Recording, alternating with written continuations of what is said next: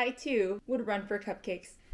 Hey everyone, this is going to be a quick video covering the half marathon that I did. So originally when I was trying to find a half marathon, like I mentioned in my series, I just googled half marathons that were that weekend and this one came up. And so I know this is a different style than my other racing videos where I take you through like the entire day with my camera, just because I was kind of in a time crunch and I figured I'll just throw in a voiceover later. So now here we are. So race morning was the usual. I got up, I listened to some hip hop, barbecue on Pandora, and I had my usual pre-race breakfast of coffee and then some sort of carb. And normally I do peanut butter and toast, but I was feeling fancy. I did 2 waffles with a boatload of maple syrup and then a really, really sad looking banana. The drive was about 45 minutes and I had just enough time to park my car because I was trying to get there in a timely manner, and I didn't think that I would have enough time to warm up initially, but when we got there, there was a pretty long line for everyone to get their bibs because everyone did their packet pickup the morning of rather than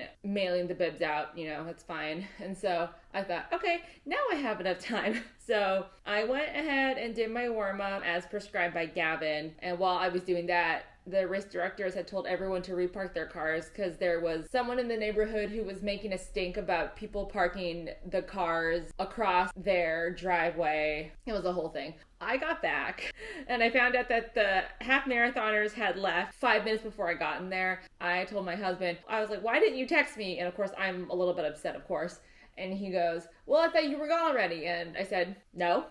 So I had to rip off my sweatpants and my sweatshirt and scramble to get my gels where I wanted them, and basically I had to go off. So the first half I tried to stay pretty conservative, but because I was starting from dead last, I was able to pick off runners one by one.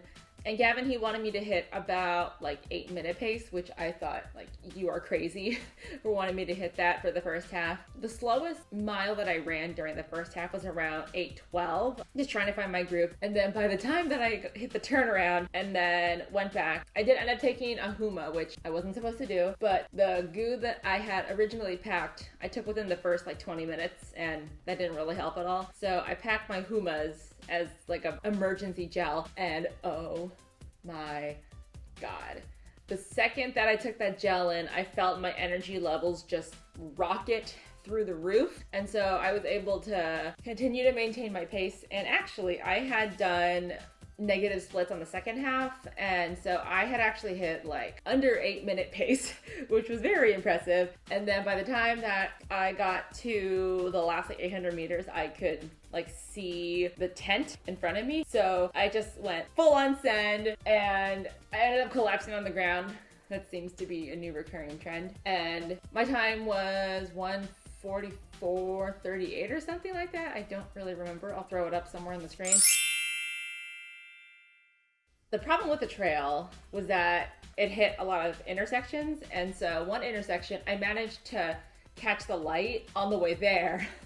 On the way back, we hit the light, and so as I was coming to a stop, I panicked. I'm like, do I stop my watch? Do I let it run? I ended up stopping my watch, which in hindsight, I probably should have just let it run, but in the moment I panicked. I think honestly my time, it was probably closer to like 1:46. It's hard for me to know because time just seemed to stop at that traffic light.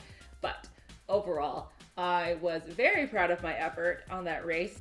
I ended up getting 3rd place out of all the ladies. Considering I started from dead last, I managed to pull ahead, and what was really nice was that everyone that I passed, they didn't pass me on the way back. And there was actually a woman who was in front of me, and I caught up to her around like mile 8, and then I just sort of got a second like surge of energy and I kept powering on ahead.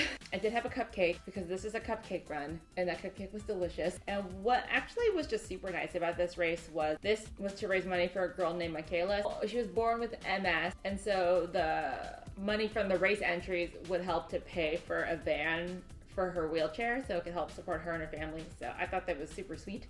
And so I got this. It has her footprint. How cute is that? I also got a mug that she filled with candy. And you can see here.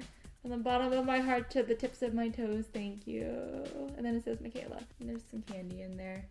Yes, me and my husband have dug into the candy. I actually specifically did not eat all the candy just so I had something to show for this video. So that was a pretty quick recap of the race. I know people were kind of looking forward to it because I had made it a separate video. Anyway, that's pretty much it for this video. So if you like this video and you want to see more racing videos, you can subscribe to my channel.